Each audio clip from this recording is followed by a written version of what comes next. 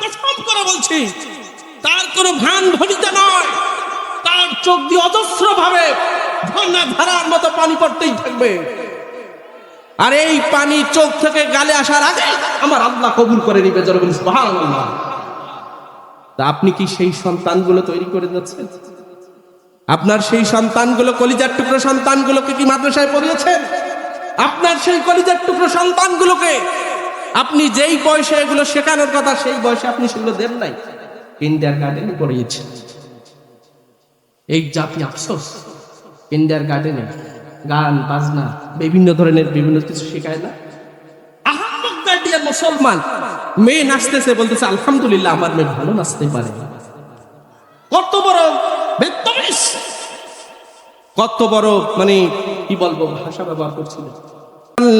ইনসানা মিন আলাক, আমি মানুষকে রক্তপিণ্ড, জমাট বাঁধা রক্তপিণ্ড থেকে আমি মানুষকে সৃষ্টি করেছি। জোরে বলি সুবহানাল্লাহ।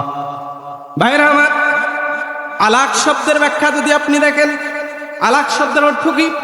আলাক শব্দের অর্থ হলো রক্তপিণ্ড, আলাক শব্দের অর্থ হলো যোগ, আলাক শব্দের অর্থ হলো ঝুলন্ত, আলাক শব্দের অর্থ হলো সংযোগ তৈরি করা, আলাক শব্দের অর্থ হলো সম্পর্ক তৈরি করা। জোরে বলি সুবহানাল্লাহ। ভাইরা আমার, আসুন আমরা দেখি কিভাবে আল্লাহর সাথে বান্দার সম্পর্ক তৈরি হয়।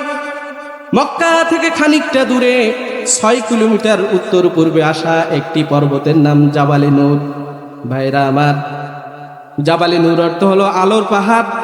প্রায় 1000 মিটার উঁচু সমতল ভূমি থেকে গাড়ি চালিয়ে গেলে 200 থেকে 250 মিটার পর্যন্ত উঠা যায়, এরপর আর উঠা যায় না। বর্তমানে 1700 প্লাস সিঁড়ির ব্যবস্থা করা হয়েছে।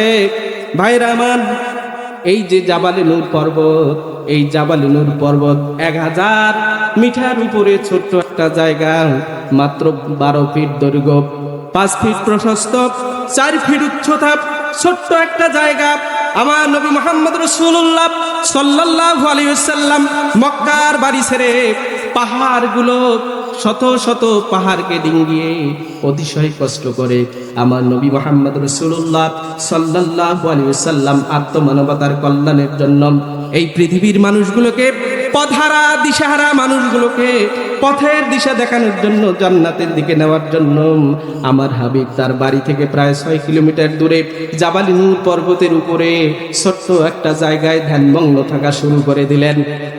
ভাইরা আমার, আম্মাজান খাদিজাতুল কুবরা রাদিয়াল্লাহু তাআলা আনহা একজন মহিলা মানুষ 6 কিলোমিটার পাড়ি দিয়ে শত শত বাধা বিপত্তিকে উপেক্ষা করে আমার হাবিব মুহাম্মদ রাসূলুল্লাহ সাল্লাল্লাহু আলাইহি সাল্লামের কাছে খাবার নিয়ে যেতেন।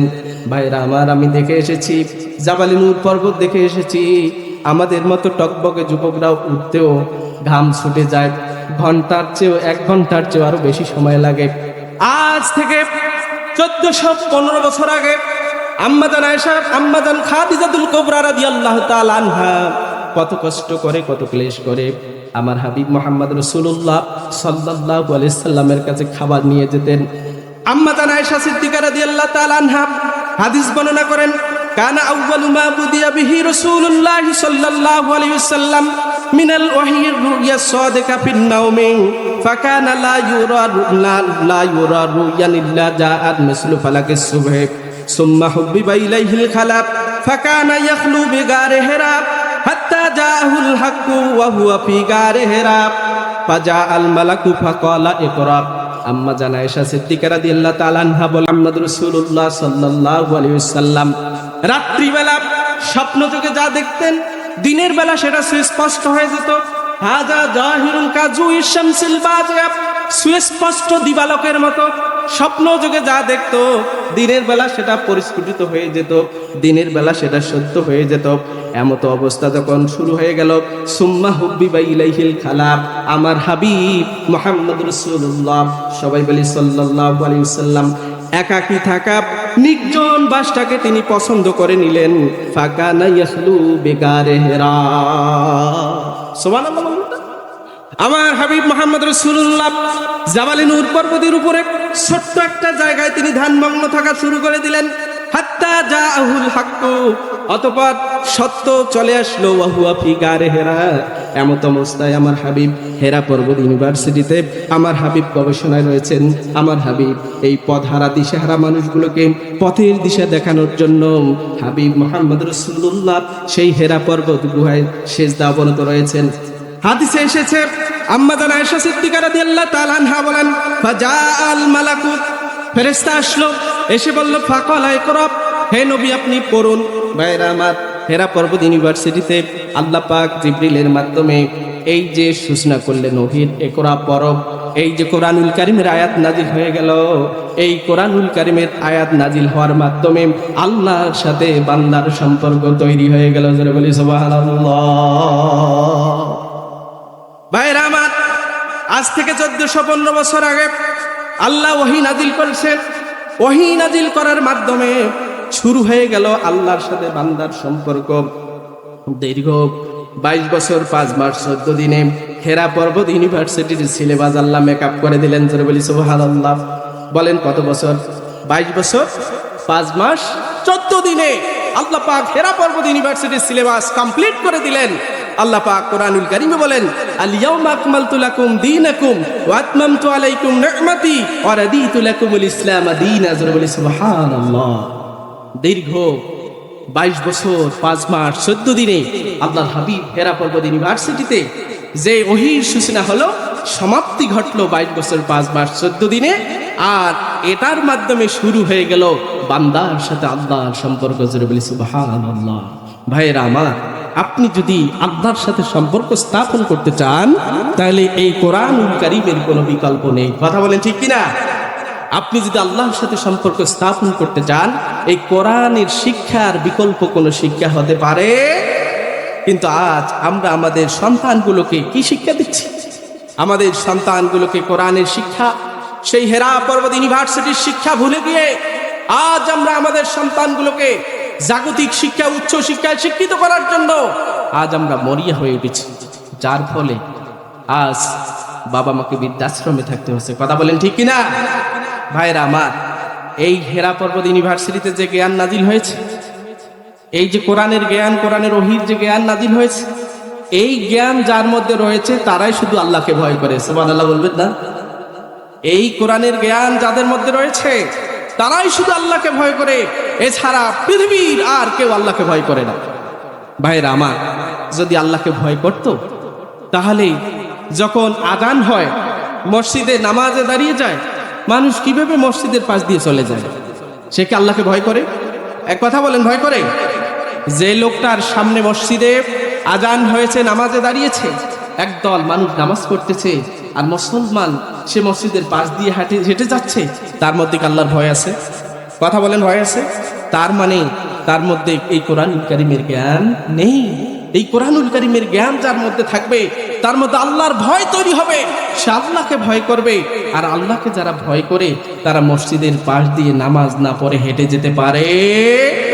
কথা বলেন, পারে? যারা সাপ্তাহিক মুসাল্লি, সপ্তাহে একদিন শুক্রবার মসজিদে আসে, আচ্ছা বলেন তো আল্লাহর কোন ঠেকা পড়েছে 1 সপ্তাহ পরে তার এই হাজিরা নেওয়ার? কথা বলেন, কথা বলেন। আল্লাহ পাক পবিত্র কোরআনুল কারীমে 82 বার নামাজের তাগিদ দিয়েছেন। শুধু তাই নয়, 5 বার মুয়াজ্জিন দিয়ে, লাউড স্পিকার দিয়ে আমাকে আপনাকে আল্লাহ পাক মুয়াজ্জিনের মাধ্যমে ডাকেন, হাইয়া আলাস সালাহ, হাইয়া আলাল ফালাহ, আসো কল্যাণের দিকে, আসো কল্যাণের দিকে, আসো নামাজের দিকে, আসো কল্যাণের দিকে। এতবার ডাকার পরেও যার হৃদয়ের মধ্যে ভয়, সংকট, ভয় তৈরি হয় না, তাহলে বুঝতে হবে তার মধ্যে কোরআনের কোনো জ্ঞান। একজন কোরআন প্রেমী, কোরআনের জ্ঞানওয়ালা মানুষ আযান দিলে তার ছটফটানি শুরু হয়ে যায়, যতক্ষণ পর্যন্ত না সে নামাজ আদায় না করে। কথা বলে ঠিক কিনা? সম্মানিত ভাইরা, আমি আপনাদেরকে একটি কোরআনুল কারীমের আয়াত দিয়ে আমি আপনাদেরকে বুঝাবো, শুধুমাত্র কোরআনের জ্ঞান যাদের আছে তারাই আল্লাহকে ভয় করে, ছাড়া আর কেউ আল্লাহকে ভয় করে? আল্লাহ রাব্বুল আলামিন কোরআনুল কারীমে বলেন, ইন্নামা ইয়াখশাল্লাহ মিন ইবাদিহিল উলামা। ভাইরা আমার, আল্লাহ পাকের শব্দ চয়ন দেখেন কতটা চমৎকার শব্দ চয়ন। যারা আরবি ব্যাকরণ বুঝেন, যারা আরবি ব্যাকরণে পণ্ডিত, একটু ভালো করে শুনেন। আল্লাহ পাক ইন্নামা শব্দের মধ্যে কি দিয়েছেন? ইন্না শব্দটা আল হরুফুল মুশাব্বাহাতু বিল ফেল। আরবি ব্যাকরণ বিদ্বান বলেছেন ইন্না শব্দের সাথে যখন মা বর্ণ যুক্ত করা হয়, ইন্না শব্দের অর্থ হলো অবশ্যই, নিশ্চয়।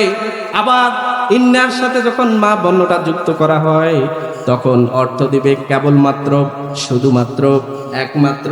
আল্লাহ পাক দেখেন শব্দ চয়ন, ইন্নামা নিশ্চয়, কেবলমাত্র, শুধুমাত্র, একমাত্র, ইয়াখশাল্লাহ আল্লাহকে ভয় করে, মিন ইবাদিহিল উলামা।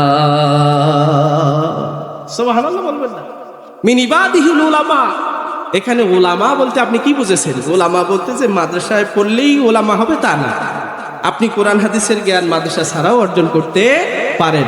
আমি এতটুকু বোঝাতে চাচ্ছি যে কোরআনের জ্ঞান যাদের কাছে আছে তারাই শুধুমাত্র, কেবলমাত্র, একমাত্র আল্লাহকে ভয় করে। সেটা আপনি মাদ্রাসায় পড়াশোনা করে কোরআনের জ্ঞান অর্জন করেন, অথবা স্কুলে করেন, অথবা কোথাও না পড়িও নিজে নিজে অর্জন করেন, এটা দেখার বিষয় নয়। কিন্তু কোরআনের জ্ঞান যাদের মধ্যে রয়েছে তারাই শুধু আল্লাহকে ভয় করে। কথা বলেন ঠিক কিনা? আজকে এই কোরআনুল হাকিমের জ্ঞান আমাদের না থাকার কারণে আজ আমাদের নৈতিক চরিত্রের কোনো পরিবর্তন হচ্ছে। আজ আমরা ইসলাম কায়েমের জন্য আমরা যে স্লোগানগুলো দেই, আমি মাঝে মাঝে হাসি। ব্যক্তির নৈতিক চরিত্র পরিবর্তন করা ছাড়া মুখে মুখে যত বড় স্লোগান দেয় না কেন, ইসলাম কায়েম হবে না। কথা বলেন ঠিক কিনা? ব্যক্তির নৈতিক চরিত্র পরিবর্তন করতে হবে কোরআনুল কারীম দিয়ে। ব্যক্তির নৈতিক চরিত্র পরিবর্তন করতে হবে সহিহ সুন্নাহর আলোকে। আমি ব্যক্তির মধ্যে কোরআনুল কারীমের চরিত্র নেই, আমি ব্যক্তির মধ্যে সহিহ সুন্নাহর কোনো চরিত্র নেই, আমি যত বড় কথা বলি না কেন, আমার দ্বারা ইসলাম কায়েম হবে। ইসলাম কায়েম হবে কোরআনুল কারীম এবং সহিহ সুন্নাহর ব্যক্তি গঠনের মাধ্যমে, এরপর সমাজ এবং রাষ্ট্র গঠনের মাধ্যমে। ব্যক্তির মধ্যে ইসলাম নেই, রাষ্ট্রের মধ্যে ইসলাম কায়েম সম্ভব। ব্যক্তি নৈতিক চরিত্র যতক্ষণ পর্যন্ত পরিবর্তন করা হবে না, ততক্ষণ পর্যন্ত একটি রাষ্ট্র ব্যবস্থা পরিবর্তন হবে। সম্মানিত ভাইয়েরা আমার, ব্যক্তির নৈতিক চরিত্র পরিবর্তন করতে হলে ব্যক্তিকে কোরআনের জ্ঞানী হতে হবে। কথা বলেন ঠিক কিনা? ভাইয়েরা আমার রাসূলুল্লাহ সাল্লাল্লাহু আলাইহি ওয়াসাল্লাম, আপনি একটু খেয়াল করে দেখেন, এই যে হেরা পর্বত ইউনিভার্সিটিতে যে ওহীর সূচনা হলো, এই ওহীর সূচনা মক্কায় হওয়ার কারণে, কোরআনুল কারীমের জ্ঞান আসার কারণে সেই মক্কার মানুষদের নৈতিক চরিত্রের পরিবর্তন ঘটেছিল। বিদায় যেই যুগে, যেই সময়ে মক্কা ছিল দুর্ধর্ষ ডাকাত, খানিক সময়ের ব্যবধানে কোরআনের জ্ঞানে ব্যক্তি সমাজ গঠনের মাধ্যমে সেই মক্কাটা হয়ে গেল ফুলে ফুলে সুশোভিত। কথা বলেন ঠিক কিনা? সম্মানিত ভাইরা, এই কারণে কোরআনুল কারীমের জ্ঞান আমাদের থাকতে হবে। আর এই কোরআনুল কারীমের জ্ঞান যারা অর্জন করে তারা আল্লাহকে মনে প্রাণে কি করে? ভয় করে, আল্লাহর ইবাদত করে। কথা বলেন ঠিক কিনা? ভাইরা আমার, এই পৃথিবীর একজন লিভিং লিজেন্ড, জীবন্ত কিংবদন্তি, নাম বলছি, নামটা ভালো করে শুনেন, নোয়াম চমস্কি। নাম কি বলেন? Noam Chomsky. পৃথিবীর একজন শ্রেষ্ঠ একজন ভাষাবিদ। সে ভাষার উপর তার পিএইচডি এবং তার জ্ঞানের কাছে পৃথিবীর যত জ্ঞানী রয়েছে তার কাছে ব্যর্থ, এরকম একজন জ্ঞানওয়ালা ব্যক্তি। সে স্বঘোষিত নাস্তিক। কারণ কি? তার মধ্যে কোরআনের জ্ঞান নেই। তাহলে বলেন, এতগুলো বিদ্যা বুদ্ধি থাকার পরও সে কি আল্লাহকে ভয় করে? কেন করে না? তার মধ্যে এই কোরআনুল হাকিমের জ্ঞান নেই। ভাইরা আমার, এই কারণে তো আল্লাহ বলছেন, ইন্নামা ইয়াখশাল্লাহা মিন ইবাদিহিল উলামা। নিশ্চয়ই, কেবলমাত্র, শুধুমাত্র, একমাত্র এই কোরআনুল হাকিমের জ্ঞান যাদের মধ্যে রয়েছে তারাই শুধুমাত্র আল্লাহকে ভয় করে। সম্মানিত ভাইরা, আমরা কি আমাদের সন্তানগুলোকে এই কোরআনের জ্ঞানী করতে চাই কি চাই না? একটু যারা চাই তারা একটু হাত উঁচু করে আল্লাহকে দেখাই, লিল্লাহি তাকবীর, লিল্লাহি তাকবীর, লিল্লাহি তাকবীর, হাত নামান। ভাইরা আমার, এইবার আমরা তাফসীর শুনবো না, আমরা শাব্দিক কিছু তাফসীর শুনবো। আসলে এই যে পোস্টারগুলোতে, ব্যানারগুলোতে যে তাফসীরুল কোরআন মাহফিল এই যে লেখা হয়, আসলে কোরআনুল কারীমের তাফসীর করা এটা এত সহজ বিষয় না। এটা একদম নরমাল হয়ে গিয়েছে। দেখবেন যে সব জায়গায় তাফসীরুল কোরআন মাহফিল আছে, বক্তা যাদেরকে দাওয়াত দেওয়া হয় এরা তাফসীর শব্দটা তাফসীর করতে পারবে না। আমাদের এরকম জ্ঞান নেই, আমি তাফসীর করতে পারবো না। ভাইয়েরা আমার, আমি শাব্দিক কিছু ব্যাখ্যা বিশ্লেষণ করে আলোচনা শেষ করব। শুনতে রাজি আছেন তো ইনশাআল্লাহ? আসুন আমরা পবিত্র কোরআনুল কারীমের ৯৬ নম্বর সূরার প্রথম যে শব্দটা আল্লাহ বলেছেন, ইকরা বিসমি রাব্বিকাল্লাযী খালাক, পড়ো। কি বলছে বলেন? পড়ো। আচ্ছা, আল্লাহ পাক এতগুলো আদেশ নিষেধ থাকার পরেও যে চুরি করবা না, ডাকাতি করবা না, জেনা করবা না, ব্যভিচার করবা না, সুদ খাবা না, ঘুষ খাবা না, অন্যায় করবা না, এরকম কোনো আয়াত নাজিল না করে প্রথম ধরিয়ে পর শব্দটা দিয়ে কেন শুরু করলেন? কথা বলেন কেন? এই আপনি যখন পড়বেন তখন আপনার মধ্যে জ্ঞান তৈরি হবে, আর জ্ঞান তৈরি হলে অটোমেটিকলি আপনি চুরি করবেন না, আপনি ডাকাতি করবেন না, আপনি অন্যায় করবেন না। তাহলে পৃথিবীর প্রথম যে শব্দ আল্লাহ পাক বলছে পড়ো, কি পড়বে? এটা একটা বিষয়। দুনিয়ার জাগতিক বিদ্যায় পারদর্শী হতে বলে নাই, তবে দুনিয়ার পার্থিব শিক্ষাকে বাদ দিয়ে নয়, কিন্তু ধর্মীয় শিক্ষাকে উপেক্ষা করেও নয়। কথা বলেন, ধর্মীয় শিক্ষাকে বাদ দিয়ে ধর্ম শিক্ষার পাশাপাশি জাগতিক শিক্ষা, জাগতিক শিক্ষার পাশাপাশি ধর্ম শিক্ষা নয়। মিসকনসেপশন দূর করবেন। ধর্মীয় শিক্ষার পাশাপাশি, কথা বলেন, ধর্মীয় শিক্ষার পাশাপাশি জাগতিক শিক্ষা, জাগতিক শিক্ষার পাশাপাশি ধর্মীয় শিক্ষা নয়। এই কনসেপ্ট থেকে যতক্ষণ পর্যন্ত এই জাতি বেরিয়ে আসবে না, ততক্ষণ পর্যন্ত এই জাতির ভাগ্যের পরিবর্তন হবে না। সম্মানিত ভাইয়েরা আমার, হেরা পর্বত ইউনিভার্সিটিতে জাবালে নূর পর্বতের ১০০০ মিটার উপরে ১২ ফিট দৈর্ঘ্য, ৫ ফিট প্রশস্ত, ৪ ফিট উচ্চতা, ছোট্ট একটা জায়গায় আল্লাহ পাক ওহীর বিধান নাযিল করলেন। তাফসীরে লিখেছেন, ইকরা বিসমি রাব্বিকাল্লাযী খালাক, হাযা আউয়ালু খিতাবিন মিন ইলাহি ইলান নবী সাল্লাল্লাহু আলাইহি ওয়াসাল্লাম। এটা হচ্ছে আল্লাহর পক্ষ থেকে আমার নবী হাবিবকে প্রথম অভিভাষণ আল্লাহর পক্ষ থেকে। আয় ইকরা ইয়া মুহাম্মদ আল কোরআন, জোরে বলি সুবহানাল্লাহ। হেরা পর্বত ইউনিভার্সিটিতে প্রথম যে আল্লাহর পক্ষ থেকে আদেশ আসলো সেটা কি? হে মুহাম্মদ, তুমি কি করো? কোরআনুল কারীম পড়ো। আদেশ কার? এক কথা বলেন, আদেশ কার? কাকে বলেছেন? আমার আপনার হাবিব জনাবি মুহাম্মদ রাসূলুল্লাহ। রাসূলুল্লাহকে যদি আল্লাহ কোরআন পড়তে আদেশ করে, রাসূলের উম্মতের মনে হয় কোরআন পড়ার দরকার, কোরআনের জ্ঞান অর্জন করার দরকার নেই। ভাইরা আমার, দুঃখ লাগে। আমার এই বয়সে আমি বলতে পারি, একটা সময় ছিল ফজরের নামাজের পরে আপনি যখন মসজিদ থেকে বাড়ির দিকে যাইতেন, প্রতিটা ঘরে ঘরে কোরআনুল কারীম গুনগুন গুনগুন আওয়াজে, শুধু পুরুষরা নয়, আমাদের মা বোনরাও গুনগুন গুনগুন আওয়াজে কোরআনের তেলাওয়াত করত। হায় হায়, কি সময় আসলো! আপনি মসজিদ থেকে বাড়িতে যাইতে একটা বাড়িতেও আমার মনে হয় না কোরআনের আওয়াজ, গুনগুন আওয়াজ আপনি পাবেন কিনা আমার সন্দেহ লাগে। হয়তো কোনো কোনো গ্রামে থাকতে পারে, কিন্তু অধিকাংশ জায়গায় এই যে বড় একটা নিয়ামত ফজরের পরে কোরআন তেলাওয়াত, এটা একদম উঠে গেছে। কথা বলেন, একদম উঠে গেছে না? ভাইরা আমার, এই নিয়ামতগুলো না থাকার কারণে আজ আমাদের উপর গজব নাজিল হচ্ছে। যেখানে আল্লাহ নবীকে কোরআন পড়তে বলেছেন, সেখানে উম্মত আজ কোরআন ভুলে গিয়েছে। কোরআনকে আজ দাওয়াত খাওয়ার জন্য, ফতেয়া খাওয়ার না ফয়তা খাওয়া হয়েছে, এটার জন্য আজকে কোরআন ব্যবহার করা হচ্ছে। কোরআনকে মৃত্যুর বাড়িতে কোরআন পড়ানোর জন্য হাফিজিয়া মাদ্রাসা থেকে ছাত্র নিয়ে যাওয়া হয়। একটু কি কমন সেন্স নাই? যে লোকটা জীবিত অবস্থায় কোরআন পড়ে নাই, যে লোকটা জীবিত অবস্থায় কোরআনের আইন মানে নাই, কোরআন অনুসারে জীবন চালায় নাই, ওই মৃত্যু ব্যক্তিটার পাশে কোরআন পড়লে তার কোনো সওয়াব হবে? এক কথা বলেন, সওয়াব হবে? তাহলে ওই মৃত্যু ব্যক্তিটার পাশে আপনি হেফজখানা থেকে ছোট ছোট বাচ্চাগুলোকে নিয়ে গিয়ে আপনি যে কোরআন তেলাওয়াত করালেন, কিসের আশায়? আপনার জীবিত অবস্থায় আপনার কোরআন পড়া দরকার ছিল। জীবিত অবস্থায় আপনার সন্তানকে এই কোরআন শেখানো দরকার ছিল। আপনার এই সন্তান আপনার মারা যাওয়ার পরে আপনার কবরের পাশে গিয়ে কোরআন তেলাওয়াত করবে, আপনার জন্য চোখের পানি ছেড়ে দিয়ে আল্লাহর দরবারে দোয়া করবে, রব্বির হামহুমা কামা রব্বায়ানি সগীরা। আল্লাহর রহমতের দরজায় ঢেউ দুলে যাবে, আল্লাহর আরশ পর্যন্ত তার দোয়াটা চলে যাবে, সন্তানের দোয়া কবুল হবে। ভাড়াটিয়া মৌলবি, ভাড়াটিয়া টাকা দিয়ে ভাড়াটিয়া মৌলবি নিয়ে গিয়ে বাবার জন্য আপনি দোয়া করান, এই দোয়া এই ছাদ পর্যন্ত যাবে কিনা আমি জানি না। আপনার সন্তান আপনার জানাজা পড়াবে, আপনি কেন আপনার মসজিদের ইমাম দিয়ে আপনার জানাজা পড়াবেন? আপনার জীবনের সবচেয়ে ব্যর্থ হচ্ছে এটা, আপনার সন্তান আপনার জানাজা পড়াতে পারে না। ভাইরা আমার, আপনার জীবনের সবচেয়ে ব্যর্থতা, আপনার সন্তান আপনার জানাজা পড়াতে পারে না।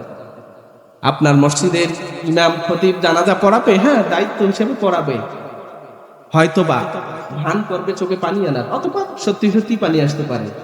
কিন্তু আপনার কলিজার টুকরো সন্তান যখন জানাজায় দাঁড়াবে, খোদার কসম করে বলছি, তার কোনো ভান ভনিতা নয়, তার চোখ দিয়ে অজস্র ভাবে ঝর্ণা ধারার মতো পানি পড়তেই থাকবে। আর এই পানি চোখ থেকে গালে আসার আগে আমার আল্লাহ কবুল করে নিবে। জোরে বলুন সুবহানাল্লাহ। তা আপনি কি সেই সন্তানগুলো তৈরি করে যাচ্ছেন? আপনার সেই সন্তানগুলো, কলিজার টুকরো সন্তানগুলোকে কি মাদ্রাসায় পড়িয়েছেন? আপনার সেই কলিজার টুকরো সন্তানগুলোকে আপনি যেই বয়সে এগুলো শেখানোর কথা, সেই বয়সে আপনি সেগুলো দেন নাই, কিন্ডারগার্টেনে পড়িয়েছেন। এই জাতি আফসোস, কিন্ডারগার্টেনে গান বাজনা বিভিন্ন ধরনের বিভিন্ন কিছু শেখায় না। আহম্মক গার্ডিয়ান মুসলমান, মেয়ে নাচতেছে, বলতেছে আলহামদুলিল্লাহ আমার মেয়ে ভালো নাচতে পারে। কত বড় বেত্তমিস, কত বড় মানে কি বলবো ভাষা ব্যবহার করছিল। মেয়ে নাচতে পারে, বাবার সঙ্গে মা নাচে, এ কেমন বাবা? এ কি বাবা না, এটা টাটকা শয়তান। কথা বলেন। আরো ফেসবুকে দেয় মাশাআল্লাহ আমার মেয়ে ভালো নাচতে পারে, আমার মেয়ে গাইতেও পারে। ভাইয়ের আমার, সন্তানগুলোকে, ছোট বাচ্চাগুলোকে মক্তবে দিবেন, বাচ্চাগুলোকে নূরানিতে পড়াবেন, বাচ্চাগুলোকে ইবতেদায়ী মাদ্রাসায় পড়াবেন। খবরদার, হাত জোর করে আপনাদের অনুরোধ করে যাচ্ছি, কিন্ডারগার্টেনে পড়িয়ে বাচ্চার ভবিষ্যৎ নষ্ট করবেন না। কিন্ডারগার্টেনে সহি শুদ্ধভাবে কোরআন তেলাওয়াত শেখানো হয় না। আজকে ব্রিটিশরা যেই কলা কৌশল করে গিয়েছে, এখন আপনার ইসরায়েলরা যেই কলা কৌশল তারা হাতে নিয়েছে, যেখানে মুসলিম রাষ্ট্রগুলো রয়েছে, তারা বিভিন্ন উপকরণ দিয়ে, বিভিন্ন শিক্ষা উপকরণ দিয়ে, টাকা দিয়ে, পয়সা দিয়ে বিভিন্নভাবে কলা কৌশল করে তারা চমকপ্রমোদ স্কুল প্রতিষ্ঠা করতেছে, সকালবেলার স্কুল। এই স্কুলগুলোতে আমরা মৌলবীরাও দেই আমাদের সন্তানগুলোকে। কথা বলে আস্তে করলাম, জোরে কইলাম, শুনে গেছে তো নাকি? হ্যাঁ ভাইরা আমার, খবরদার, আপনার সন্তান যখন শৈশব অবস্থায়, এই যে আমি এখানে একটা বই নিয়ে এসেছি, অনেকগুলো দোয়া দরুদ আছে। আমি নুরানিতে, এই মাদ্রাসাতে নুরানি সিস্টেমে পড়ানো হয় না ভাই, আছেন তো? নুরানিতে যে দোয়াগুলো করা হয়, জানাজা নামাজ শেখানো হয়। ছোট 4-5 বছরের বাচ্চা জানাজা নামাজ কত চমৎকার ভাবে পড়াতে পারে, আলহামদুলিল্লাহ, অবাক হয়ে গেছি। 1, 2, 3, 4, 5 এর বাচ্চা যে জানাজা পড়ায়, আমরা যারা এই লাইনে পড়ি নাই, আমরাও এখন এইভাবে পারি না। আফসোস, আফসোস করি। আমি যদি আবার ছোট হইতে পারতাম, আমি নুরানি এই মাদ্রাসাগুলো আবার ভর্তি হইতাম। ভাইরা আমার, দুনিয়ার চাকচিক্য দেখে বিমোহিত হবেন না। আপনার পাশের বাড়ির লোকের সন্তান ভালো স্কুলে পড়ে, ভালো ইউনিভার্সিটিতে পড়ে, আর আপনার সন্তান বাড়ির পাশে একটা নুরানি মাদ্রাসায় পড়ে, আমি আপনাকে বলবো, আপনি বাড়িতে গিয়ে নয়, মসজিদে গিয়ে আপনি টানা 1 ঘন্টা সেজদা দিবেন। কারণ আপনার সন্তান তাহাতা আদিমিস সামা ফাওকাল আরদ, আসমানের নিচে, জমিনের উপরে। আমার আল্লাহ বলছেন ইয়ারফাইল্লাহুল লাযিনা আমানু মিনকুম ওয়াল্লাযিনা উতুল ইলমা দারাজাত। জোরে বলি সুবহানাল্লাহ। আমার আল্লাহ বলেছেন, আরে দুনিয়ার মানুষ আমাকে খ্যাত বলতে পারে, দুনিয়ার মানুষ আমাকে মূল্যায়ন না করতে পারে, দুনিয়ার মানুষ আমাকে বেকুব বলতে পারে, দুনিয়ার মানুষ আমাকে আনস্মার্ট বলতে পারে, বলুক না, খেলা হবে। খেলা আখিরাতে খেলা হবে। কোথায় খেলা হবে? আখিরাতে খেলা হবে। যারা আমাদেরকে আনস্মার্ট বলে, যারা আমাদেরকে খ্যাত বলে, যারা আমাদেরকে ব্যর্থ বলে, কাল কিয়ামতের ময়দানে দেখা যাবে ওরা চূড়ান্ত ব্যর্থ। কথা বলেন ঠিক কিনা? আর যারা কোরআনের শিক্ষায় শিক্ষিত হবে, কোরআন অনুসারে জীবন ব্যবস্থা চালাবে, এরা এমন সফল কাম হবে, they will be supremely successful. জোরে বলি সুবহানাল্লাহ। কাল কিয়ামতের ময়দানে। আচ্ছা, আপনার ছেলে ইউনিভার্সিটিতে ভর্তি হতে পেরেছে, ইউনিভার্সিটিতে টিকেছে, আপনাকে দেখার জন্য কয়জন মানুষ আসবে? কথা বলেন। আপনার ছেলে ম্যাজিস্ট্রেট হয়েছে, আপনাকে দেখার জন্য কয়জন মানুষ আসতে পারে? বড় জোরে সারা বাংলাদেশের print media, electronic media, social media এটা প্রচার হবে, সারা বাংলাদেশের লোক জানবে। আর আপনার ছেলে যদি একজন নিখুঁত আল্লাহ প্রেমিক তাকওয়াবান একজন যদি আলেম হয়, আপনার সন্তানের কারণে কাল কিয়ামতের ময়দানে lakh lakh, million, billion, trillion, কত মানুষ আমি সংখ্যা বলতে পারবো না, এতগুলো মানুষের সামনে আপনার মাথায় আল্লাহ পাক একটা নূরের টুপি পরিয়ে দিবে, যেন বলি সুবহানাল্লাহ। আপনার ম্যাজিস্ট্রেটের বাবাকে দেখার জন্য এতগুলো মানুষ পৃথিবীতে আসবে না। কাল কিয়ামতের ময়দানে দেখবেন যে আপনি এতটা সফল কাম হয়েছেন, আপনি নিজে কল্পনাও করতে পারবেন না। ভাইরা আমার, যাই হোক, হেরা পর্বত ইউনিভার্সিটিতে নাজির হলো, আল্লাহ বললেন এই পড়ো। আমার আল্লাহ সরাসরি আমার রাসূলুল্লাহ শিক্ষক হয়ে গেলেন জিবরিল আলাইহিস সালাম মাধ্যম, যারা বলি সুবহানাল্লাহ। আমার রাসূলুল্লাহ সাল্লাল্লাহু আলাইহি সাল্লাম বলেছেন বুইস্তু মুআল্লিমান, আমি শিক্ষক হিসেবে প্রেরিত হয়েছি। বলেন কি বলেছেন? বুইস্তু মুআল্লিমান। ভাইরা আমার, এই পৃথিবীতে এতগুলো পেশা থাকার পরেও আমার রাসূলুল্লাহ কেন নিজেকে শিক্ষক হিসেবে কেন তিনি পরিচয় দিলেন? ভাইরা আমার, একটু যদি খেয়াল করেন, কেন এই পৃথিবীতে এতগুলো পেশা থাকার পরেও আমার রাসূলুল্লাহ বলছেন বুইস্তু মুআল্লিমান, আমি এই পৃথিবীতে কি হিসেবে প্রেরিত হয়েছি? শিক্ষক হিসেবে প্রেরিত হয়েছি। তার মানে বুঝতে হবে শিক্ষকতার মর্যাদা এটা আকাশচুম্বী মর্যাদা, কোন পেশার সাথে এই মর্যাদা আসে? ভাইরা আমার, আমাদের বাংলাদেশের শিক্ষকদের মর্যাদা নেই কেন? আমি ছোট্ট একটা গবেষণা করে দেখেছি, একটা জাতিকে, একটা গোষ্ঠীকে, একটা কালচারকে ধ্বংস করার জন্য কোনো কিছুর দরকার নেই। বড় বড় ক্ষেপণাস্ত্রের দরকার নেই, বড় বড় পরিকল্পনার দরকার নেই। শিক্ষা ব্যবস্থাটাকে ধ্বংস করে দিবে একটা জাতি, একটা গোষ্ঠী, একটা কালচার, একটা সিভিলাইজেশন মুহূর্তে ধ্বংস হয়ে যাবে। জাতি গড়ার কারিগর হচ্ছে শিক্ষক। বাংলাদেশের শিক্ষকদের অবস্থান, মর্যাদা, স্ট্যাটাস ভালো, সুকৌশলে এই বিভিন্ন ভাবে যারা ইসলাম বিদ্বেষী, তারা সুকৌশলে শিক্ষকদের মর্যাদাকে এতটা ক্ষুণ্ণ করেছে, শিক্ষকতা পেশায় ভালো বিচক্ষণ মেধাবীরা আর আসতেছে না। সুকৌশলে আমাদের শিক্ষা ব্যবস্থাটাকে ধ্বংস করে দেওয়া হচ্ছে। ভাইরা আমার, যুক্তরাষ্ট্রের শিক্ষকদেরকে ভিআইপি মর্যাদা দেওয়া হয়, আর আমাদের বাংলাদেশে মাদ্রাসা শিক্ষকদেরকে তো কোনো মূল্যায়নই করা হয় না। এক কথা বলেন, জার্মানি শিক্ষকদেরকে আদালতে বসতে দেওয়া হয়, জাপানে সরকারের বিশেষ অনুমতি ছাড়া শিক্ষকদেরকে অ্যারেস্ট করতে পারে না, দক্ষিণ কোরিয়ায় মন্ত্রীদের মর্যাদা দেওয়া হয়। দুঃখের বিষয় বলছি, আমার দেশে যারা প্রাইমারি স্কুলে চাকরি করে, যারা প্রাইমারি স্কুলের শিক্ষক, সম্মানিত শিক্ষকদেরকে তৃতীয় শ্রেণীর মর্যাদা দেওয়া হয়েছে। নাউজুবিল্লাহ বলবেন না? এক কথা বলেন, নাউজুবিল্লাহ বলবেন না? জাতি গড়ার কারিগর, জাতি গড়ার বিবেক, যারা প্রথম শ্রেণীর নাগরিক তৈরি করে, তাদের মর্যাদা যদি রাষ্ট্রীয়ভাবে তৃতীয় শ্রেণীর হয়, এই তৃতীয় শ্রেণীর লোক দিয়ে প্রথম শ্রেণীর মানুষ কিভাবে তৈরি হবে? যাদের হাতে যাবে তাদেরকে বলতে চাই, শিক্ষক কখনো তৃতীয় শ্রেণীর মর্যাদার অধিকারী হতে পারে? ভাইরা আমার, বাংলাদেশে একজন সহকারী শিক্ষকের বেতন 12,750 টাকা। আচ্ছা বলেন তো দেখি, এটা দিয়ে চলতে পারে? আসুন, মালদ্বীপে 90,000 টাকা। কত টাকা? কত টাকা? 90,000 টাকা। ভারতে 31,000 টাকা, পাকিস্তানে 30,000, নেপালে 35, ভুটানে 39, বাংলাদেশে কত? 12,750 টাকা। সম্মানিত ভাইরা, এগুলো তো হলো স্কুলের কথা। আমার কলিজার টুকরা, আমার প্রাণ ইবতেদায়ী মাদ্রাসা, নুরানি মাদ্রাসা, মক্তব, আমার দেশের ইবতেদায়ী মাদ্রাসাগুলো লাজুক অবস্থান হয়েছে।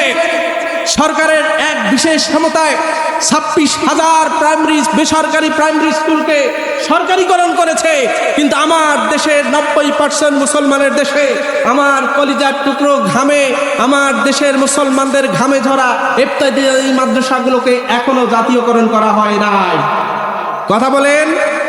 এই অন্তর্বর্তীকালীন সরকার মাত্র 1089টি ইবতেদায়ী মাদ্রাসাকে এমপিও ভুক্তর ঘোষণা করেছে। 26,000 প্রাইমারি স্কুলকে সরকারি করলেন। এদেশের 90% মুসলমান, 95% মুসলমানের দেশে আপনি ইবতেদায়ী মাদ্রাসাগুলোকে কেন জাতীয়করণ করলেন না? এটা সময়ের দাবি। কথা বলেন ঠিক কিনা? যারা যেখানে কথা বলবেন, ইবতেদায়ী মাদ্রাসার পক্ষে কথা বলবেন, কারণ ইবতেদায়ী মাদ্রাসাগুলো যদি টিকে না থাকে, এদেশের মাদ্রাসা শিক্ষা টিকে থাকবে না, এদেশের ধর্ম শিক্ষা অতল গহ্বরে নিমজ্জিত হবে। কথা বলেন ঠিক কিনা? সম্মানিত ভাইরা আমার, প্রাইমারি স্কুল এই বাংলাদেশে 1,18,660টি। কথা বলেন, 1,18,660টা প্রাইমারি স্কুল। সরকারি প্রাইমারি স্কুল হলো 65,507টা। ভাইরা আমার, এতগুলো প্রাইমারি স্কুল, লক্ষ লক্ষ আমার কলিজার টুকরা সোনামানিকেরা পড়ে, ধর্মীয় শিক্ষক সেখানে নিয়োগ দেওয়া হয় নাই। আমরা দাবি করব 1,18,660টা প্রতিষ্ঠানে ইসলামী শিক্ষায় শিক্ষিত যারা ইসলামের পাণ্ডিত্য অর্জন করেছে, ইসলামের জ্ঞান অর্জন করেছে, তাদেরকে যেন নিয়োগ দেওয়া হয়। সম্মানিত ভাইয়ের আমার, আজকে সুইডেন বলেন, নিউজিল্যান্ড বলেন, আয়ারল্যান্ড বলেন, পৃথিবীর যে সুফি রাষ্ট্র যে কয়েকটা, আমি সেটা গবেষণা করে দেখলাম, ওরা কেন সুফি রাষ্ট্র? ওদের কি আছে যেখানে আমাদের এত বিশাল একটা সুপার পাওয়ার যেখানে আমাদের হাতে আছে, আমরা সুফি না, ওরা নান মুসলিম নাস্তিক, ওরা সুফি কেন? ভাইরা আমার, ওদের শিক্ষা ব্যবস্থা নিয়ে দেখলাম, প্রাইমারি স্কুলে, প্রাথমিক স্কুলে 3 জন যদি ছাত্র থাকে কোনো ধর্মের, ওই ধর্মের শিক্ষক সেখানে নিয়োগ দেওয়া হয়। সুইডেন কেন উন্নত? নিউজিল্যান্ড কেন উন্নত? আয়ারল্যান্ড কেন উন্নত?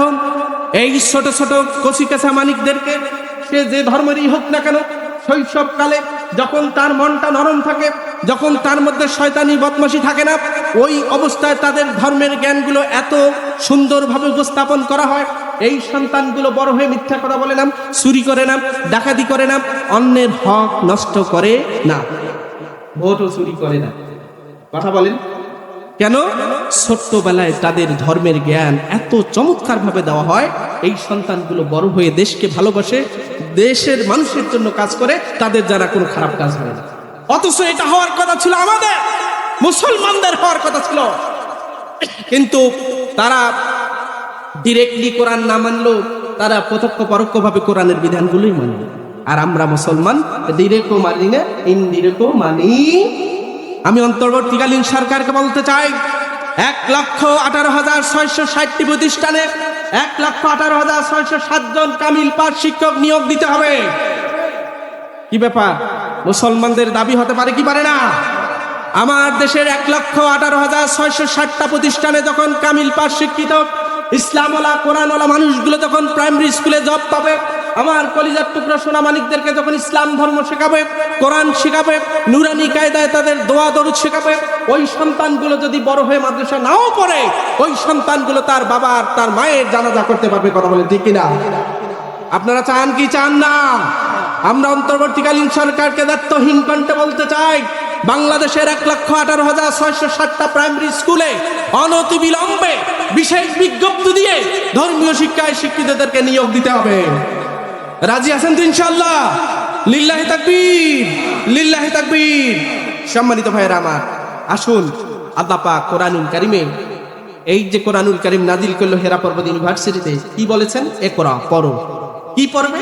বিসমি রব্বিকাল্লাযী খলাক। কার নামে পড়বে? যে তোমাকে সৃষ্টি করেছেন। পড়াশোনা তো শুরু হবে যে তোমার মালিক, যে তোমাকে সৃষ্টি করেছেন, তার নামেই পড়াশোনা শুরু হবে। আর আমার আপনার বাচ্চাকে কি পড়াশোনা শুরু করছি? ওই যে হাট্টি মাটিম টিম, ওরা মাঠে পারে ডিম, তাদের বলেন বলেন খাড়া দুটো শিং। ভাইরা আমার, এই যে শিক্ষিত সমাজ, এদের কি একটু বোধগম্য নাই? আচ্ছা, হাট্টি মাটিম টিম এটা কি? ওদের খাড়া দুটো শিং এটা কি?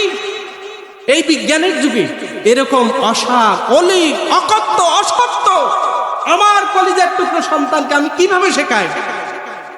অথচ আমার সন্তান যদি এরকম নুরানি মাদ্রাসায় যায়, মক্তবে যদি যায়, আমার সন্তান পড়বে আলিফ লাম মিম। জোরে বলি সুবহানাল্লাহ। আমার রাসূলুল্লাহ বলেছেন, লা আকুলু আলিফ লাম হারফুন ওয়ালাকিন আলিফুন হারফুন ওয়া লামুন হারফুন ওয়া মিমুন হারফুন।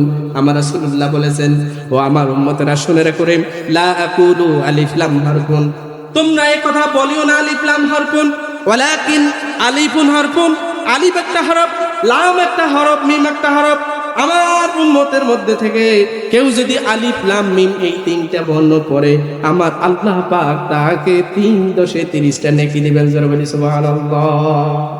ভাইরা আমার, আপনার সন্তান আমার সন্তান এরকম নুরানি মাদ্রাসায় যখন পড়ে, সারাদিন 5 থেকে 6 ঘন্টা যখন এই মাদ্রাসায় অবস্থান করে, আমি যতটুকু জানি কোরআন এবং হাদিস পুরো 5-6 ঘন্টা কোরআন এবং হাদিসের মুতাআলা চলতে থাকে। কথা বলেন ঠিক কিনা? সন্তান যখন কোরআন এবং হাদিস মুতাআলা করে, যখন তারা পড়াশোনা করে, ওই পড়াশোনা করা অবস্থাও একটা সওয়াব হয়। আর এই সন্তানগুলো পড়াশোনা করার পরে এরা যখন আমল করবে, আপনি বাবা মা একটা সদকায়ে জারিয়ার সওয়াব পাবেন।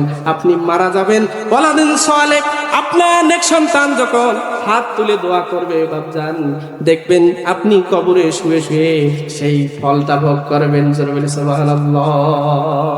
তাহলে এরকম সন্তান বানাতে চান কি চান না? ভাইরা আমার, আমি আপনাদের জন্য একটা কমলা লেবু নিয়ে এসেছি। রাসূলুল্লাহর একটা হাদিস শোনাবো আপনাদেরকে, একটু মনোযোগ সহকারে শোনেন। ভাইরা আমার রাসূলুল্লাহ বলেছেন, মাসালুল মুমিনিল্লাযী ইয়াকরাউল কোরআন মাসালুল ফুতুরুজ্জা। আমার রাসূলুল্লাহ বলেছেন, মাসালুল মুমিনিল্লাযী ইয়াকরাউল কোরআন, ওই মুমিনের উদাহরণ যে মুমিনটা কোরআন তেলাওয়াত করে, কোরআন পড়ে, কোরআন গবেষণা করে, কোরআন নিয়ে কাজ করে, ওই মুমিনটার উদাহরণ হলো মাসালুল ফুতুরুজ্জা, কমলা লেবুর মতো। বলেন কিসের মতো? এক কথা বলেন, কিসের মতো? কমলা লেবুর মতো। রিহুয়া তাইয়্যিবুন ওয়া তাআমুহা তাইয়্যিবুন। আমার রাসূলুল্লাহ বলেছেন, ও আমার উম্মতরা রে, কমলা লেবুটা, এটার যে খোসাটা আছে, এই খোসাটার মধ্যে একটা কি আছে? ঘ্রাণ আছে। কথা বলেন, আছে না নাই? এক কথা বলেন, আছে না নাই? এটা আপনি খাবেন, খাবারটাও একটা পবিত্র, একটা পুষ্টিকর খাবার। আমার রাসূলুল্লাহ কোরআন তেলাওয়াতকারীদেরকে কমলা লেবুর সাথে কেন তুলনা করলেন? একটু গবেষণা করেন ভাইরা আমার, গবেষণা করলে আপনি বুঝতে পারবেন আমার রাসূলুল্লাহ কেন এই কথাটা বলেছেন। ভাইরা আমার, যারা কোরআন পড়ে, যারা কোরআন তেলাওয়াত করে, যারা কোরআন গবেষণা করে, এই মানুষগুলো শুধু নিজেরাই দামি নয়, এই মানুষগুলোর সংস্পর্শে যারা আসে তারাও দামি। ইসরায়েলি সুবহানাল্লাহ। এই কমলা লেবু যে খাবে সেও এটার উপকার পাবে। এই কমলা লেবুর যে একটা ঘ্রাণ, সেও আশেপাশে যারা আসবে তারাও একটা ঘ্রাণ পাবে। কিন্তু দুঃখের বিষয় বাপজান, অনেক দুঃখের সাথে কথাটা বলতে হয়, আমার বয়সে আমি দেখেছি যখন বাজার থেকে কমলা লেবু আনা হতো, কমলা লেবুর এই ছোলাটা আমাদের চাটির মধ্যে যখন রাখা হতো, পুরো বাড়িটা একটা ঘ্রাণে, একদম সুঘ্রাণে পরিপূর্ণ হয়ে যেত। 20 থেকে 25 বছরের ব্যবধানে কি হয়ে গেল? কমলা লেবু তোমার ঘ্রাণ গেল কোথায়? ভাইরা আমার, যেই কমলা লেবু আমরা ঘরের চাটির মধ্যে রাখতাম, পুরো বাড়ি ঘ্রাণে বিমোহিত হয়ে যেত। আজ এমন এক জামানা এসে গেছে, এই কমলা লেবুর মধ্যে ঘ্রাণটা উঠে গেছে। কথা বলেন ঠিক কিনা?